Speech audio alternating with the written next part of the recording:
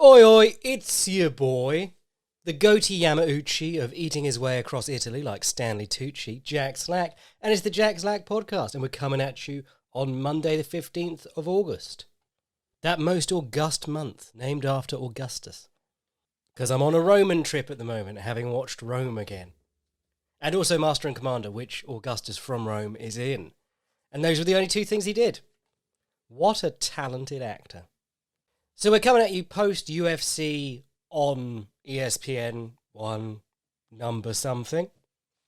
And once again, it was a card with not many names or high-level matchups, but decent enough action. And some fun stuff happened on it. So, yeah, I got some stuff to talk about, which should be good. I suppose we had better start at the top with Marlon Vera versus Dominic Cruz. On account of that being the two ranked fighters on this card, or the two closest to ranked fighters on this card. I think Dom's still ranked, or was, before he got his head kicked in. This was quite an interesting one, because Marlon Vera, I thought in the boycast I was talking about previews, I said Marlon Vera would do well here to just walk towards Dominic Cruz, switching stances when he can, to line up the low kicks, chop him down, and pin him between the fence, or pin Dominic Cruz between Vera and the fence, landing low kicks as he's forced to run along a train track around the edge of the ring, and using kicks to cut off the cage and using that to land punches. And there was a little tiny bit of that won the fight, but for the most part this was another vintage Marlon Vera performance in that he didn't really do a whole lot until he did. It's a very strange way to fight, especially when you consider that this guy got out-activitied by Jose Aldo, who was Mr. sit back and conserve your energy, sit on your lead. But Dominic Cruz, I think he did a great job of what he... you can tell he knows. You can tell he knows that he's lost a step and that he's slowing down. And that's not just me speculating, just look at the stats. He wasn't knocked down basically through his entire career, except maybe the Uriah Faber 2 fight, which, again, they made so much of a deal out of it because Dominic Cruz tried to stepping knee him as Uriah Faber ran in with an overhand, and I think he just sort of bundled him over. It wasn't even really a knockdown. But, yeah, that was like the one knockdown notable of his career. Maybe did Benavidez knock him off his feet at one point? I can't remember. But basically, he was almost impossible to touch, and in his last 2 fights, he's been knocked down 6 times. So, definitely getting more hittable. You can tell in the footwork. Honestly, halfway through round 1, I thought he'd hurt himself. If you go back and watch the fight, about 2 minutes in, or maybe a minute and a half, he's doing that thing that we talked about. I call it going back to the launch pad. He's probably got another sillier name for it. No, my name's pretty silly, to be honest. But Dominic Cruz, he'll stab in his left foot in an orthodox stance, and then he'll bounce back and put his left foot down behind him in a very short southpaw stance, and then he'll either bounce his left foot back in again, or he'll step forward southpaw. It's from that position that he comes in with different leads. And it's by going between that sort of hokey-pokey, left foot in, left foot out, shake it all about pattern that he sort of makes these big movements and gets people to ignore big movements so that he can then run in. It's not like showing shoulder feints to try and get people flinching at small movements. He's trying to get people to basically ignore giant movements. But he looked good for the first minute and a half, and then he went back, and then his feet sort of got stuck on the floor, and he shuffled around a bit, and then he started standing in one stance again. And I went, oh dear, that's not good. It looked like his knee locked up on him or something like that, or maybe his ankle. And he immediately stood there. Vera kicked him. He took him down off it, which Dominic Cruz's takedowns have tended to be sort of a... when he doesn't like something that's going on, he'll take someone down. So when he edged that win over TJ Dillashaw barely kicked the legs at all, even though everyone, I hope everyone knew, but I was harping on about kicking the legs because he's a mobility-based fighter. If you kick his legs, you either hurt his legs and slow him down, or he has to pick up his legs to deal with it, and you can't check kicks and run at the same time. But the first couple of kicks that TJ Dillashaw threw landed, and then Dominic Cruz immediately started picking them up and running through on takedowns, just to say, don't kick my legs. And then he went back to it in the 5th round and jarred Dom's knee, And everyone in the know went, yes, that's probably what he should have been doing from the start. And everyone who believed what Dominic Cruz said was like, no, that was plantar fasciitis. It was completely unrelated to getting kicked in the leg, that Dominic Cruz's legs shut down for like the last minute of that fight. But I felt like in this one, Dom Cruz knew where he stood. Kind of like the Pedro Munoz one, where he surprised us by smacking Pedro Munoz around a little bit. Because Dom Cruz has never been a hitter. He's never... there was all that joking about simulating people's deaths and stuff. But it was kind of interesting because he was very popular with the fan base, except that he never, ever finished a fight. And there was never really any risk of him finishing a fight. I said on the Boycast, no one was more surprised when he hurt Takeya Mizugaki than Dom Cruz.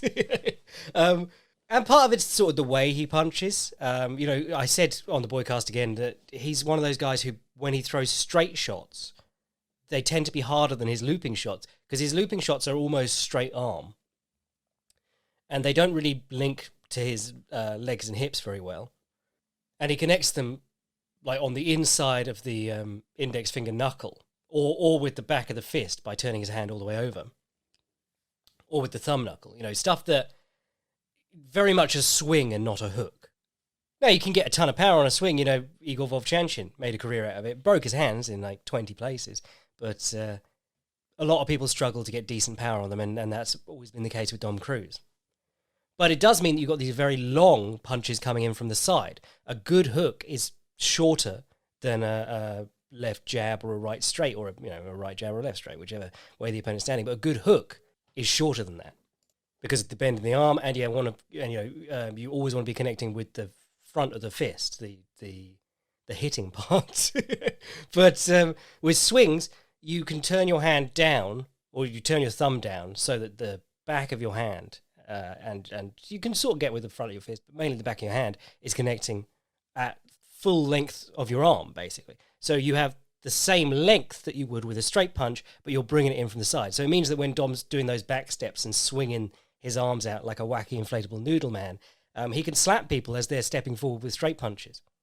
But yes, here in this one, he looked to come out early, throwing high kicks and then swarming in off them, and actually throwing some stank on his punches. Didn't seem to rattle Vera too much, but did put him on the back foot and into the defensive mode and score points. Dom Cruz's whole game has been scoring points, because if you're not knocking people out, you're trying to win on what you've done. So he's always been a good activity guy, but in this one, he really did go after him, which was quite impressive. The takedowns were great. I love that Dom Cruz double leg where he takes them to the same side as his head, but it does mean that they can just sort of like put a hand down and hop up again almost immediately afterwards. You did see he got Vera down in the second round, I think it was, and Vera sat on his back trying to elbow and throw up triangles, which is the thing we said. You probably don't want to do that against a guy who's trying to beat you on points. He did it against Frankie Edgar as well. Edgar's probably not smashing your brains out on the ground unless you're Yair Rodriguez, but he will take the full 3 minutes he can take on top of you if he can. Actually, weirdly, we're going to be talking about Marlon Vera's low activity and strange decision-making in this episode, but the last two guys... Wait, who did he fight between? Well, he's fought Frankie Edgar and Dom Cruz on this little run. Sparked them both, and both of them are what you would consider very good general strategists. If you give them an inch, they're going to take a mile, in terms of if you throw a kick and they bundle you over, they're going to keep you down as long as they can, and they're going to score the points from that situation. If you throw a spin kick, they're going to grab your back and take advantage of it. They're very good at making the best out of everything on the judges' scorecards. And it hasn't actually mattered for Vera, because he's managed to knock both out. Both with head kicks, funnily enough. But when Vera did work in this one, I liked what he was doing. There was a real lack of low kicks. I don't know if he threw any in this fight. And Dom actually got off a couple of good calf kicks that sent Vera off his feet. But what Vera did do, lovely left hook on the counter as Dom was calf kicking from straight in front of him. That's the thing about kicking people in the legs naked, which is the calf kick is. The calf kick is trying to counter their step in, or just punish them while they're slowly moving towards you.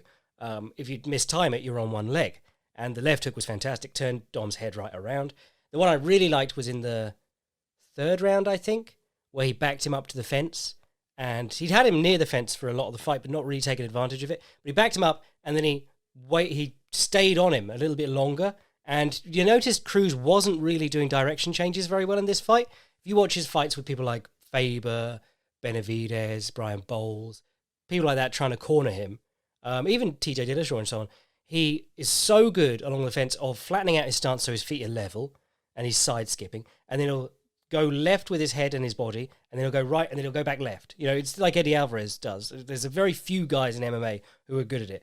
But if you're on the fence, direction change and also level change. You want to fake one way, go the other, or fake one way, fake the other way, go the other way.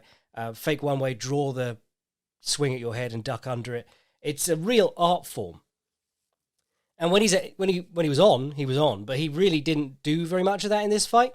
He looked like he was a little bit too invested in, I'm going to just back him off me by throwing the high kick and then swinging hands after it.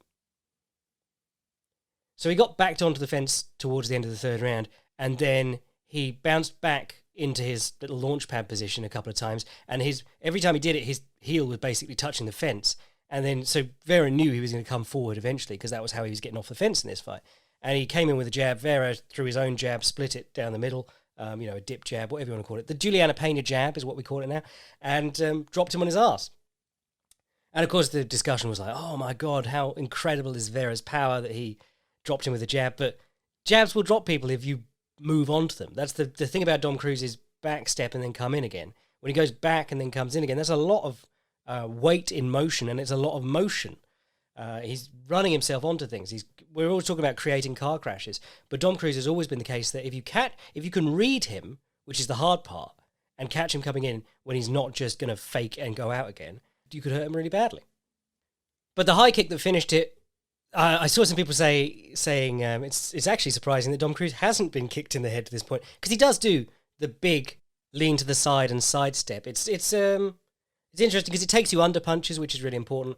A lot of the time, if you're doing a big sidestep where you're facing to the direction you're stepping, which is what we sometimes call a classical sidestep, sidestepping can be done where both your feet are facing towards, so you're sidestepping like you would in basketball or something like that, where you're facing that direction, you're facing towards the ball or the opponent, and you're moving to the side.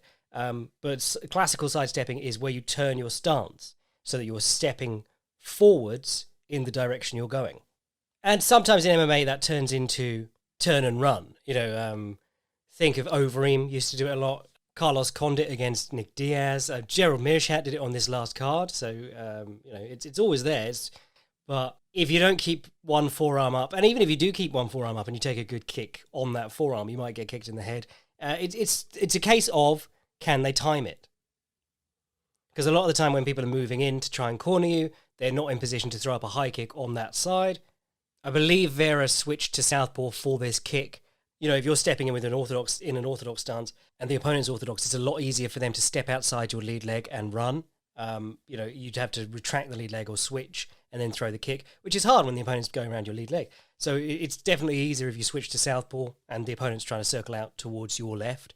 But I think mainly the thing was that just Dom was not convincing anyone with feints or anything like that. It was sort of missing from this performance a lot of the sidestep feints, the direction change feints. Because if you're going to take a big step out one side, you really want the opponent to not be sure which side you're stepping out. Because we're always talking about this with herding kicks and cutting off the ring. If someone's very obvious where they're going when you've got them backed onto the cage, you are going to murder them. Think of someone like Conor McGregor when he would square up he'd get people along the cage, and he'd know that they were going to circle past his lead side because his left hand was such a huge threat and his right hand was not. So they'd just circle into the back kick. He'd hit him in the body or he'd try and wheel kick him in the head. But Vera, he knew this opening was there because he came razor close in round 2 to scoring this head kick. I think it was the last exchange of that round, and they sort of jaw-jacked at each other afterwards, which looks really cool in retrospect. If no one's done the two clips side by side and put it in a tweet and been like, oh, this goes hard or whatever, do it. You can have that on me. Find the clip of him just missing this kick in the second round and them having a little exchange and then him doing it again in the fourth round and knocking him out. Really impressive. Really impressive. For Dom Cruz, probably retirement time. I'm going to do my little moan about payouts now as opposed to later in the podcast, because Dom Cruz was the star of this show.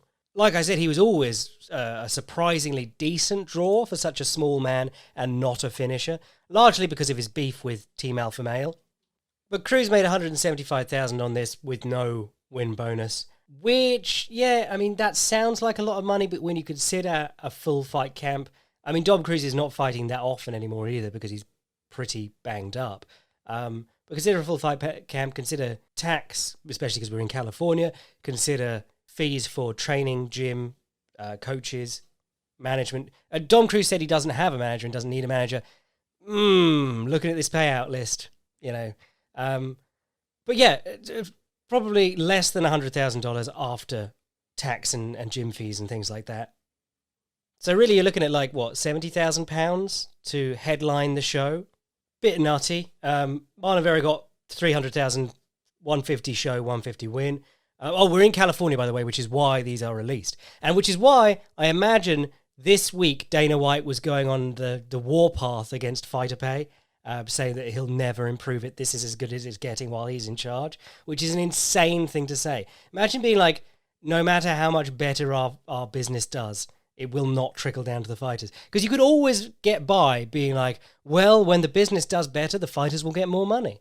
But he just stonewalled it. He was not having any of that. Crazy. But the big earner on this card was Angie Hill. And again, this links back to the Sam Alvey thing. They really like to make a big deal of if you take fights at short notice and you're willing to do that, they will give you more money. You know, fair play to Angie Hill because she does fight like every other weekend, as they said on the broadcast. And I think it was her who asked Kobe Bryant about how the Players Association affected him in the NBA, which was baller. She did that at the athlete retreat where basically everyone was supposed to make it seem like organized Players Association was a terrible idea. And someone outright asked Kobe about it, and he was like, yeah, no, it was one of the best things that ever happened to NBA players. And I think that was Angie Hill. It might have been Jessica Penne. But it was baller. But anyway, she earned the most out of this. But some of them you're looking at and you're going, okay, fair enough. But a lot of them you're just going, that is incredibly exploitative. The ones that really get me are, you know, we're always talking about how like they're trying to stock these cards with more and more Contender Series fighters. And we've said for a while that the Contender Series is a way to bring in talent cheap. You're getting young, exciting talent who are starstruck by the UFC brand, and you're paying them like shit. You know, it used to be that tough, at least you got like a 6-figure contract out of it. You got something, they weren't great contracts, but you could hold them up and go, damn, you know, 6 fights for $100,000 or whatever. These ones, you're getting 10 and 10. Because if you remember I remember having to look into this when I was writing Notorious, but they pushed, it used to be 8 and 8, and they managed to push it all the way up to 12 and 12. And they were treating 12 and 12 like the standard entry-level UFC contract. And through the Contender Series, they have managed to bring on a load of new people on 10 and 10 contracts, which is, you know, fair enough when you're talking about someone like Lucas Brzeski, who's not very good. But the fact that they got Jack Della Maddalena on a 10 and 10 contract, and you could check that because his first UFC fight was in California, so it was visible for everyone to see, the payout. Incredible to get young, genuinely very talented fighters on board like that. And you'll have like a 3-fight contract or whatever, so you're encouraged to fight through it as quickly as possible. And, you know, if you are a young fighter, I would advise you to fight through your contract as quick as possible if you choose the UFC route. But even then, consider how few fights you get in even a good career. Good fighters will get 30, 40 fights in. Like, great fighters will manage 30, 40 fights. How many people do you think have more than 10, 15 fights in the UFC? Because we're talking about a dangerous level of competition here, where it's going to take it out of you. Now consider that, you know, let's say 15 is the average, and it isn't. You know, the average is considerably lower than that. But let's say 15 is the average. You're asking them to do 20% of that at 10 and 10. You know, it's just like, yeah, no, you're working for exposure now, but you will get paid later. So when you consider these guys getting onto 100,000 per fight or whatever, remember that they've come through a shit contract first. And the other thing that just blew my mind about this card, we're constantly being told how the Contender Series is a great opportunity for young fighters and so on. But the debutante on this card who didn't come through the Contender Series, what was her name?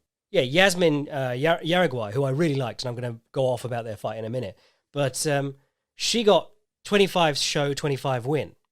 So she's making more than double Jack Della Maddalena's win money, or whole purse show and win, just her show money. And there's nothing, like, she's good, but there's nothing special about her.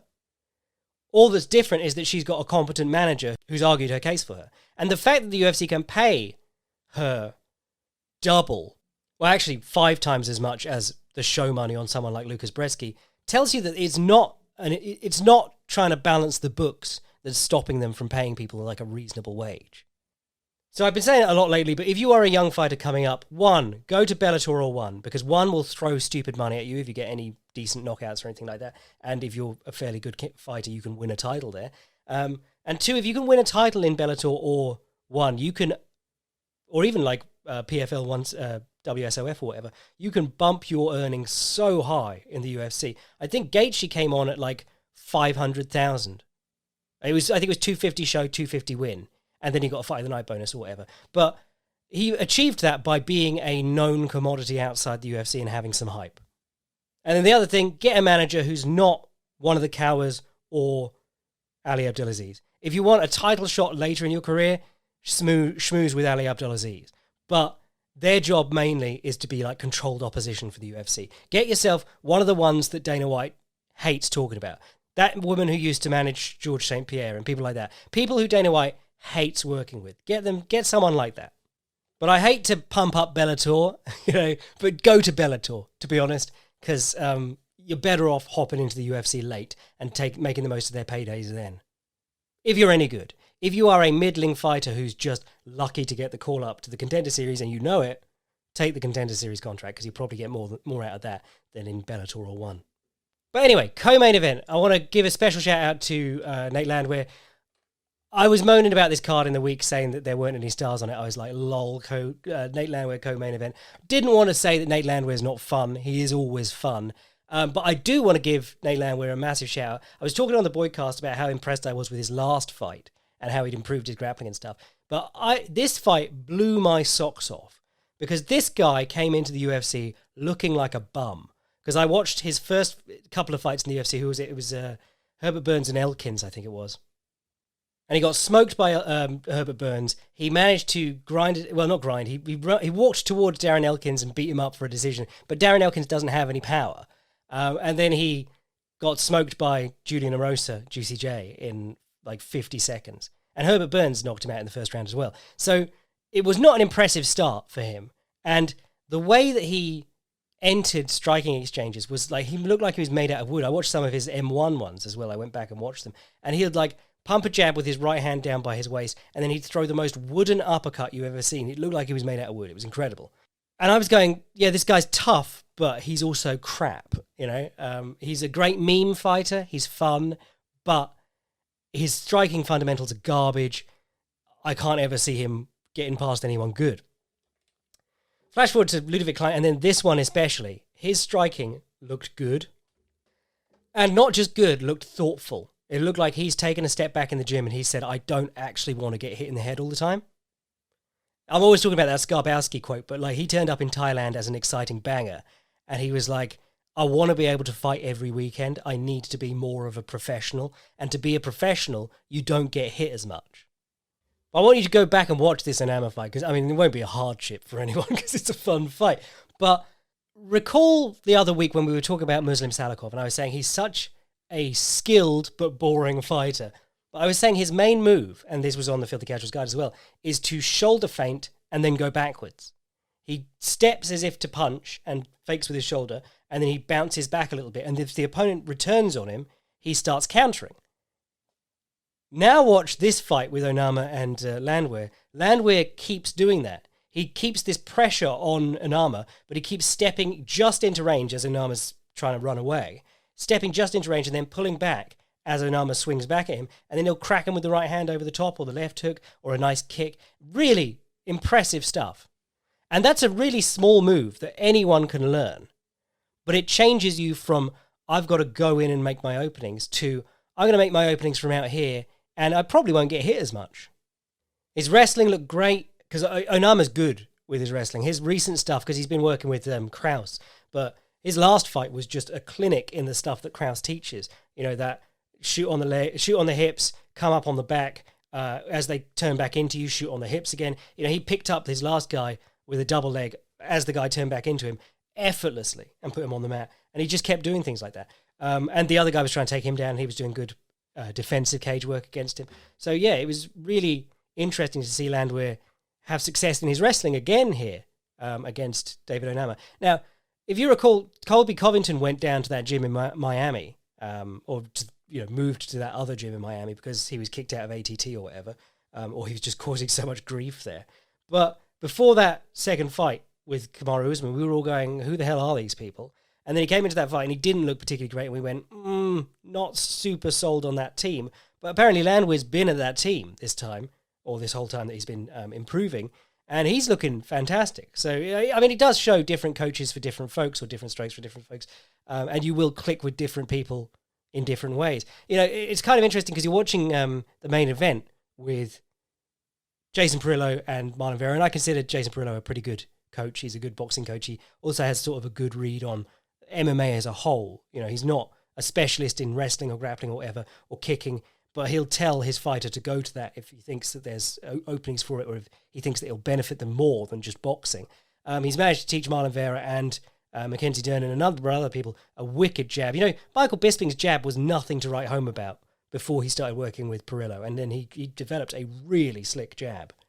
But it was really interesting because him and Vera seem to have this great coaching relationship, but he comes out at the break between every round going, come on, you didn't do enough work in that round. And Vera's like, yeah, I guess I didn't. And then he has to sort of beg him to do some more work in the next round, and then occasionally Vera will do it. So it's a really interesting dynamic between them as coach and fighter. But yeah, everyone's got a different one. Some people will be able to train with someone like Eddie Futch or Freddie Roach in the boxing ring and not really get anything out of it.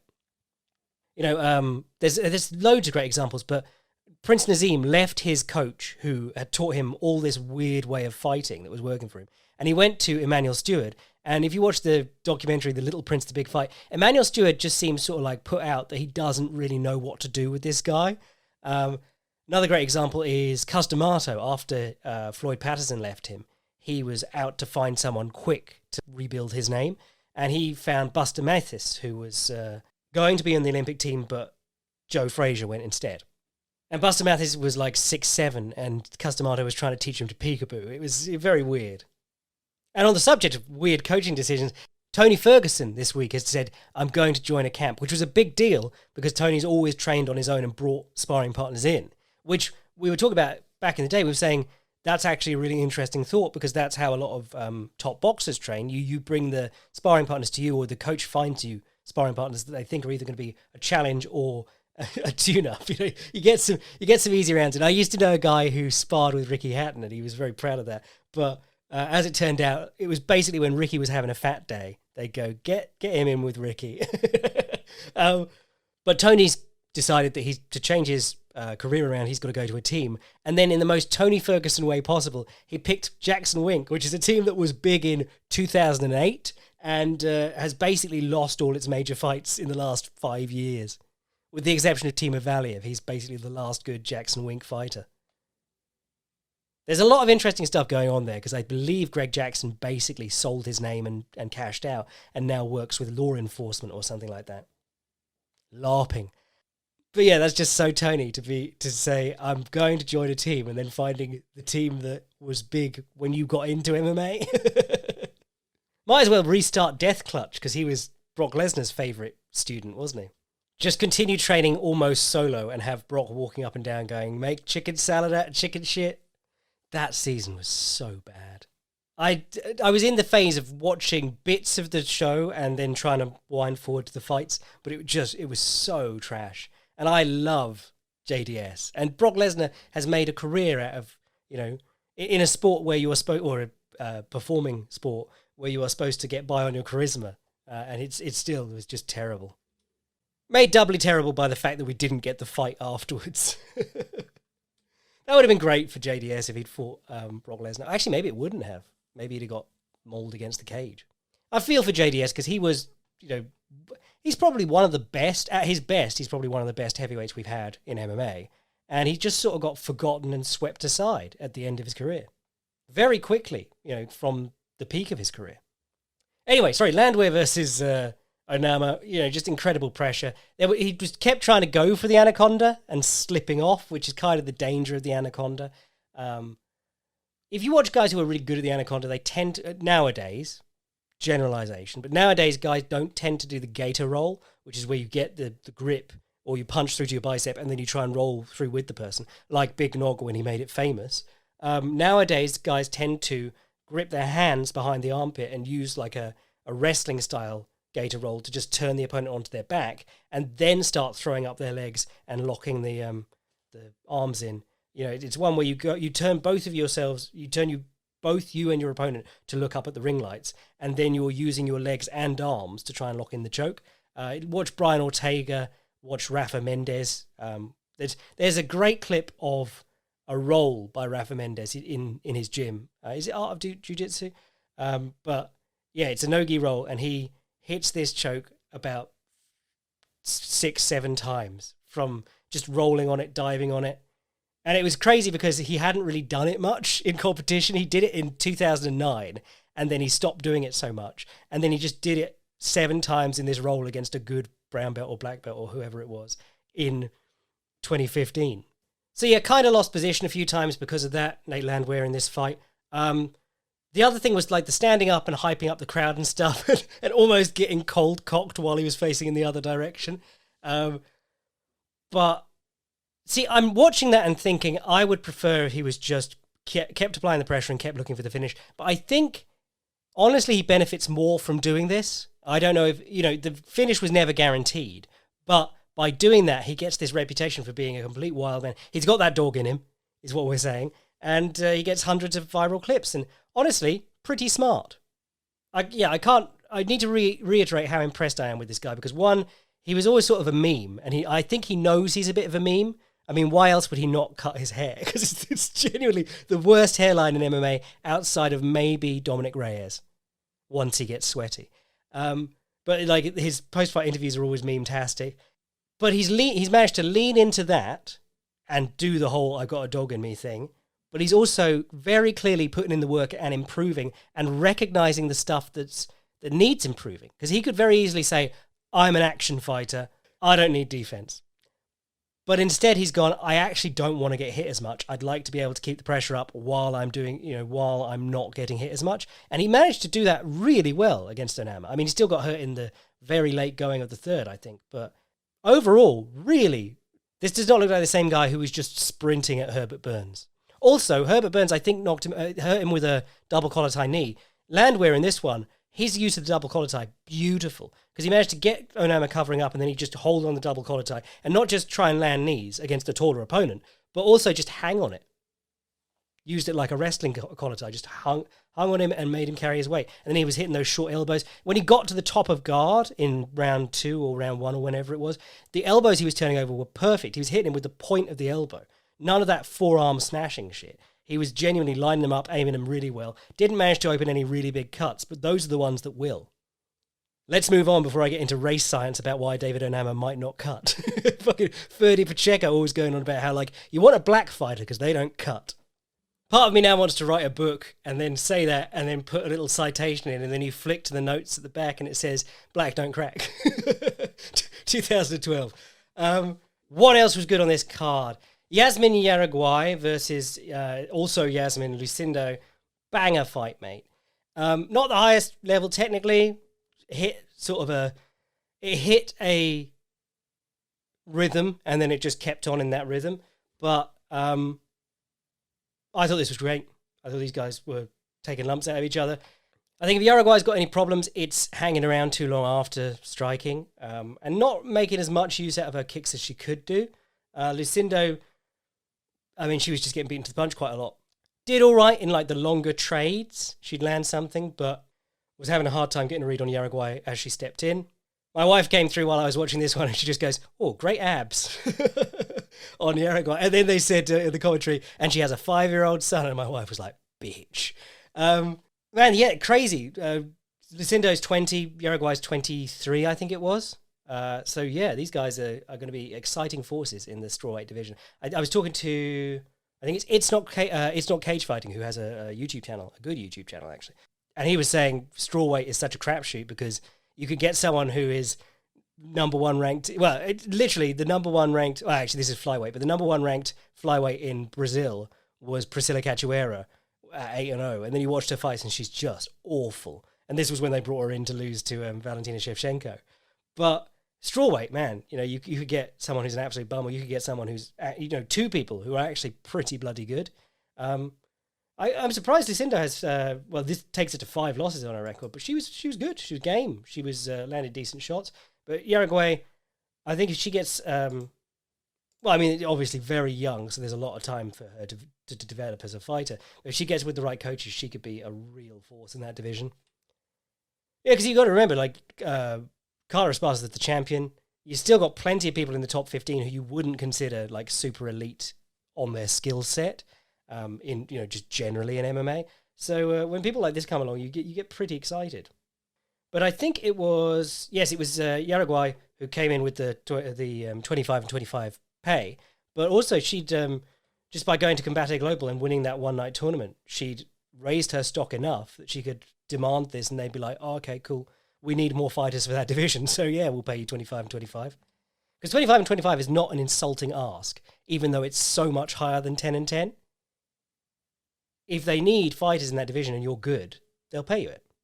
Speaking of Combate Global, I fucking need to watch some Combate Global. I just have no idea how to watch it. We're at a stage now where I can watch one UFC and even Bellator basically on my TV. Because Bellator you can get on the iPlayer, BBC. I've got BT Sports for UFC events. And then one is often on YouTube, and if not, it's going to be on Amazon Prime sometime soon. But Combate Global, I have no idea. It's on a channel in the US, and it's a big channel because Combate Global apparently does like the most watched fights in the world. I just don't know anyone from it because I never see it. And take that with a grain of salt because it comes from Campbell, who is the guy who owns it, and was one of the guys involved in the starting up of the UFC. There's about 5 guys who claim they invented the sport because they put some money into the first UFC. And he's constantly going on about how they do 8 times as many views per fight as PFL or whatever. And he gets really mad about PFL being called the number 2 organization in MMA. PFL probably not the number 2 organization in MMA, but is on ESPN. And ESPN MMA will call them the number 2 organization in MMA. Yeah, Lucindo, I think, has more growing to do because she looked pretty basic in this fight. But Jauregui, yeah, I could see good things happening for her. I mean, think of how well Alexa Grasso's done for herself with just a bit of boxing and then learning some wrestling. People fucking love her. And she's done very well within the division and has a decent sized fan base among Mexican folk. So Jauregui, built-in fan base. That has always been one of the UFC's secret, well, not so secret goals, not at all secret goals, but it's always been one of their goals to try and get some Mexican people in MMA doing well, because it's a huge demographic in boxing that if you could just coax them over, even 10% is a significant bump to your views. Yeah, I mean, Michelle Waterson's ranked at 11. Jandiroba's ranked at 12. Amanda Ribas, I mean, I could see her beating up Ribas on the feet very easily. If she can stop the Ribas takedowns, she's good. Nina Nunes, fucking hell, was ranked at number 9. So yeah, this is not a very good... I mean, the top end of it, top 5, is pretty decent, but there's still lots of room to grow in there, and that's the good women's division. But anyway, that's enough about that. There was another women's fight on this card, which was Nina Nunes versus... what's her name? Cynthia Calvillo. Boring as shit. Glad Nunes got the win. Really liked her post-fight speech where she just said, "I want more babies." I thought, well, that's a really cool reason to retire. But yeah, Cynthia Calvillo really hit a wall. People were pretty hyped for her early on. I saw some interesting speculation about this online because she was team alpha male, and someone was just saying that all their fighters seem to hit a peak very early on and then never learn anything else. With the exception of TJ Dillashaw and Chad Mendes for one night only. Azamat Mazanakov versus Devin Clark was bizarre. Most Devin Clark fights are. I've always given him a rough time because he's the only person I've ever seen caught in like a standing rear naked choke by missing a punch. Think of a Steven Seagal movie where someone swings at him, he leans back, and then he takes the standing rear naked choke and breaks their neck. That happened to Devin Clark against Jan Blachowicz. He just ran at him along the fence, swung, missed, and got choked standing. he's a very sloppy fighter. The crazy thing is that he is a very impressive athlete. You know, they're always talking about how he wants to deadlift 1,000 pounds or whatever it is before he retires. None of his problems are in the weight room or the athletic department. You know, he could be a good fighter. Problem is, he's got some of the weirdest decision-making I've ever seen. Consciously, that is. So the things that he chooses to do in fights. And then some of the worst trained reactions I've ever seen in a fighter at this level too. When guys throw punches at him. And I believe he was the southpaw in this one, was he? I can't remember. But basically, anytime Mazanakov slid down the outside of his lead foot, he turned his back and curled into a ball. So every time he got hit, he just went into this like almost fetal on the feet position. And that's been the case with a couple of his other ones too. Basically, anyone who throws punches at him gets really bad reactions out of him. And then I can't credit this person because I can't remember who it was, but I saw someone say it's like he's allergic to anything that could be considered a fundamental, because he's trying to just sidekick and hook kick to the win. And you're going, you're a massive, strong dude. Why are you not stepping in and throwing some punches? Why are you not throwing some low kicks? Why are you just throwing bullshit at him? It's not even that he's got his sidekick to the point where it could be a consistent weapon. He misses it half the times he throws it and then has to turn his back. And I think everything is made worse by the fact that he goes back to his corner and his dad is shouting a pep talk over him. It's like that insane cheerleading program on Netflix. My wife watched it and I was in the room, and they take turns giving like a pep talk. And they've only ever seen movies, so they just spout bollocks from movies about how this is the time and we've got to get it done and this, that, and the other. But this is just for every regular practice. And his dad just talks in fucking 80s movie pep talks, just shouting, you got to fight, you got to fight. And if you were his corner, you should have kicked him out. You know, think of Sage Northcutt's dad. When he went to real gyms, they were like, get the fuck out. You can bring him to training and take him from training, even though he's a 20-year-old man. But you don't get any say in how we prep him for the fight. You don't get any say in our game plan for the fight. You don't get any say in the corner. Fuck off. Now, maybe Devin Clark gets super hyped up by his dad, but the only times I've seen his dad getting hyped up, he's then been crushed immediately afterwards. What the corner need to do is say, we get a nice seat near the front row for family. You sit there. You could still shout. He might be able to hear bits of it. But in the corner, we're doing corner shit. And it also means that if he's taking a horrible beating, like he was against Ion Kutalaba, you don't have to reckon with his dad. You don't have to think, well, I want to throw the towel, but his dad's right next to me screaming. For the love of God, Devin Clark, get to a real team, throw some fucking punches, because you're clearly doing it on the pads. I'm not even going to say, like, learn to box.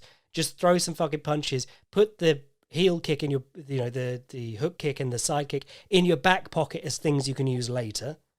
Honestly, he could do the Eric Anders game plan. He could just go open guard with people or open stance with people, throw his rear straight and drop on single legs. He's athletic enough and strong enough that you can make that work. You know, you don't even need to be a good fighter. You don't even need to have like good timing, good reactions and things like that. You can just grind on people. He could win fights that way. But he's fighting in a way that is basically encouraging opponents to knock him out. It's really strange. What else happened? Priscilla Cachoeira just swung on Ariana Lipski, who honestly I never thought was good, but people liked her because she was fit. But getting knocked out by Priscilla Cachoeira does pretty much confirm you for not good. Everyone hates. I always disliked Priscilla Cachoeira just because she was so sloppy and bad. But people now hate her for the fact that Gillian Robertson, who everyone likes, got on her back and Priscilla Cachoeira tried to gouge her eye out twice and is still here in the UFC. I mean, that's how desperate they are for people in women's divisions. You can literally try and thumb a girl's eye out and they'll keep you around. Especially if you score the odd knockout. Oh, Gerald Meerschaert versus Bruno Silva was a lot of fun. Bruno Silva seemed absolutely perplexed by Gerald Meerschaert, which is so funny because he put up a great show against Alex Pereira. I'm doing a load of work on Alex Pereira at the moment. It's really interesting studying his style more, but obviously this doesn't mean Gerald Meerschaert's a better striker than Alex Pereira or whatever, but it was very interesting to see how much Bruno, like his particular quirks were throwing Bruno Silva off. There's a million reasons to have a bad fight, from having the flu to just some people have like weird freaky timing and you don't feel comfortable throwing against them. And probably largely what happened here. Also, he wasn't getting like badly hurt. If you fuck around against Alex Pereira and you get hit in the head with a left hook, you're going to go, shit, I need to get rid of this guy now, or I need to get him respecting me because I don't want to get hit with that again. Whereas Jeremy Meerschatt's just sort of poking him, and he's going, ow, ow. But Jeremy Meerschatt in this one, very funny, because we talked about him in his last fight. Maybe it was the one before his last fight. But I was saying, he stands with his chin up in the air, he throws some punches, and then punches come back and miss him. But you can see from his eyes that he hasn't registered the punches. He's not watching the opponent, he's just standing there with his head up.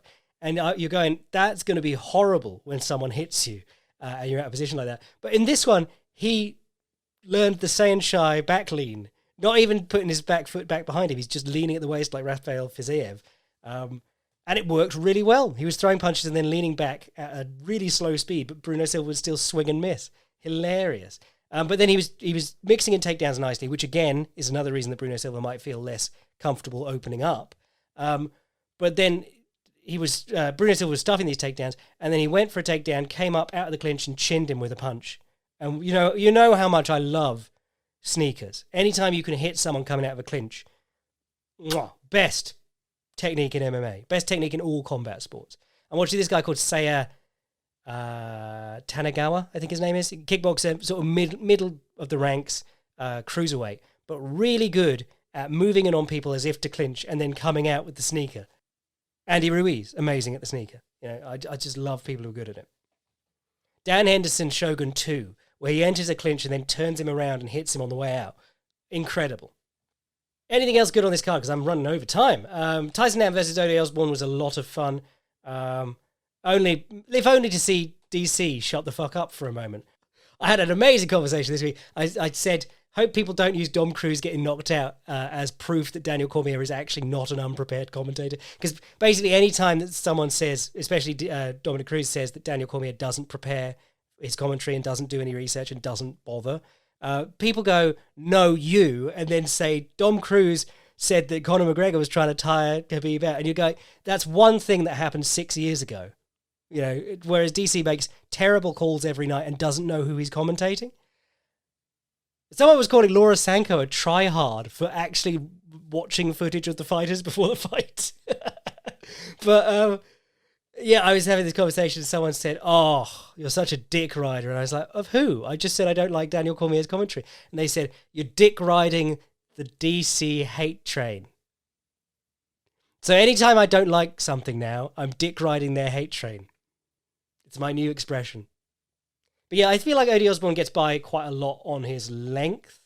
And Tyson Nam, he was giving Tyson Nam fits in this one, but the jumping knee, generally, if you haven't got the opponent moving onto it, you should be, the moment you miss a flying knee, you should be coming down going, oh shit, because the opponent is going to swing back. And people like Stefan Struve did it multiple times, just leaped at the opponent with a flying knee, fell short, and then came down in their stance, just like, da-da-da-da-da, as if nothing had happened, when actually the opponent's going to be swinging back on you hard, because there's going to be a moment where your feet are off the ground and you're in range, which is the perfect time to knock you unconscious. This is something we talk about with like bouncing and things. Think of Martin Kampmann versus Johnny Hendricks. If you get into really big bouncing in your footwork, having your feet off the ground for half a second at a time can be quite bad for you, because if the guy starts moving in and he's quick like Johnny Hendricks, you could see it and not react until your feet are in position to do it. Go watch that Kampmann knockout, because I love Kampmann, but he basically gets knocked out while he's in the air, bouncing from one foot to the other. Josh Quinlan versus Jason Witt was a banger knockout. Another left hook. We're always talking about it. Guys are going to keep getting sideswiped by these left hooks. But Jason Witt stepped up into a kick with his right hand down by his waist. Just no. If there's one thing you want to learn from Muay Thai, it's framing on people when you kick. I think especially in the MMA sphere where naked kicks are so common nowadays. We were in the Dutch strategy. I used to complain about people kicking naked all the time without setting it up, but you don't need to set things up if you've got your hands framing, ready to deal with the opponent coming back. It's waltzing up into kicks and just letting people walk up your center line that gets you in trouble. Charlie Ontiveros was fun, but then, the speed and the flash sort of slow down, and then you get stuck on the cage, and Gabriel Benitez used it perfectly. He was like, cool, I'm going to step in on you now and pick you up along the cage. Took him down, battered him on the floor. I did like Ontiveros using those hook kicks. We were talking about it with, who was doing it the other day? We talked about Stephen Thompson doing it, and there was another Japanese kickboxer, Fort Noiri. I was raving about him the other day, but he's a Shotokan guy with a really weird style. But he loves the hook kick off the lead leg. And if you do it from a closed stance, so left foot versus left foot, orthodox versus orthodox, and you're throwing your left kick, it's got to come high and down. So it's almost like a diagonal axe kick, except it seems to connect a better percentage than the axe kick, because the axe kick has to come straight down. And also, you can whip it down and take their hand with it and come in with the right straight afterwards. Very cool kick. Good to see him using that. But good on Benitez for not getting razzle-dazzled. When you've got these 6'2", not featherweights, lightweights. When you've got these 6'2" lightweights throwing axe kicks at you and sticking their tongue out, very easy to get flustered. And he did a good job of not getting flustered. And it took him only 2 minutes to catch up to this guy. Martin Buday versus Bresky was ho-hum. Not bad for a heavyweight kickboxing match, but also sort of like a sparring contest. Angela Hill versus Lupe Gomez was good. I really like that Myrtle Gronhart style knee she does. Pump the right legs, jump in with the left knee. I think she was landing them to the body, but if you throw them to the body against a wrestler and they level change, you got a good chance of hitting them in the head on the way in, as opposed to leaping for their head and missing altogether. Plus, if you hit the body, we always like hitting bodies generally, but hitting bodies against people who want to wrestle really takes the will out of them to start wasting level changes. And that was the theme. Godinez just didn't want a level change for most of this fight. And what else was on here? Oh, only Yusuf Zalal, which I just realised I didn't actually watch that one because it was the very first prelim of the night. So I need to go back and watch that. But I'll talk about that on the Boycast. So I reckon that'll do us for today. Oh, I watched the Bellator. Fuck it, I'll talk about that on the Boycast as well. Someone knocked out Austin Vanderfort in exactly the same time and way as Mousasi. It's so funny. Not a second difference. But anyway, if you want to get in on the extra stuff we do for the boys, the Boycast, the articles, and so on, sign up to the Patreon, support the podcast. If you want to see what I'm writing anytime, fightprimer.com. And if you want to send an email to the podcast, jackslackpodcast@gmail.com. I am your boy, Jack Slack. Tradwife Nina Nunes pumping out babies, bless.